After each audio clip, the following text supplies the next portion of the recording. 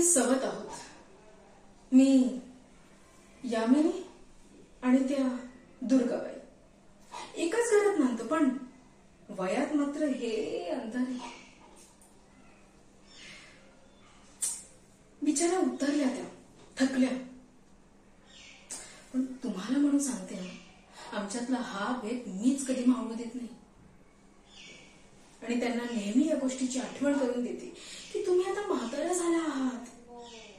तरुणपणाची गप काय उदार सोनार घेऊन करता येणार आहे का, आणता येणार आहे का? आणि जरी मिळाली तरी ती झेपणार आहे का?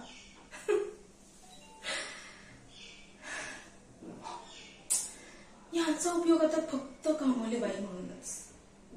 राणीची मिजाज नाही की मालकिणीची हुकूमत नाही. कसं आहे ना, बायकोचं प्रेम, बायकोचं आकर्षण, बायकोचा हक्क हे विसर्जित करून टाकलंय जणू. पण माझं कसं आहे ना, माझं सगळं कसं शिगोशीत भरलेलं आहे.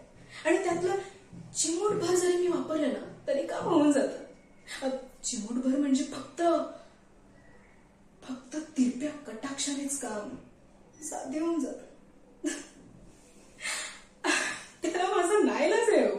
मी आहेच सौंदर्याची खाण तर. आणि कटाक्षाचं म्हणाल तर उपचातच कमळासारख्या डोळ्यांची, लांब सडक पापण्यांची देणगी लाभली आहे ना मला. त्यामुळे इतर गोष्टींचा वापर करण्याची कधी वेळच येत नाही. मनात आलं रे आलं की काम होऊन जात.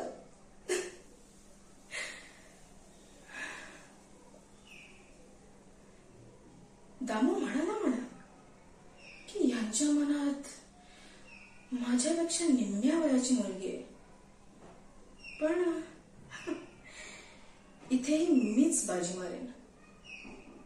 तिच्या भातुकली खेळायच्या वयात तिला शृंगाराची गुपितं काय करणार आहेत?